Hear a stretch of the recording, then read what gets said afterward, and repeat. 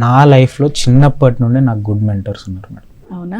నేను కష్టపడింది ఒక్కరినే అయినా ఆ కష్టం ఎలా పడేది చాలా మందిని అడిగే తెలుసుకుంటుండే. Okay okay. సో నేను ఇందాక చెప్పినట్టు కాలేజ్లో రమేష్ బాబు సార్ అని, స్కూల్లో మాకు ఒక మల్లయ్య సార్ అని ఉంటుండే, వీళ్ళు గైడ్ చేశారు.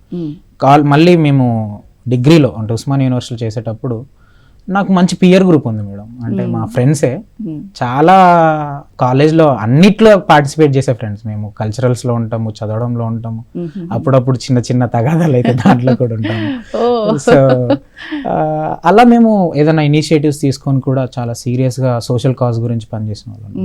I have very good friends, Sai Siva, Moin, Harish, Srikanth, Praveen, ఇలాంటి ఫ్రెండ్స్ ఉండేవాళ్ళు. మేము వీ యూస్ టు డిస్కస్ ఏం చేద్దాం, కెరీర్ ఏ ఆప్షన్ తీసుకుందాం, ఎలా చదువుదాము, ఎలా కష్టపడదాము, దానికి మనీ ఎట్లా అని మేము డిస్కస్ చేస్తుండే. ఇది మేము ఎక్కువ ఎక్స్టెన్సివ్గా డిస్కస్ చేసింది బీటెక్ థర్డ్ ఇయర్లో.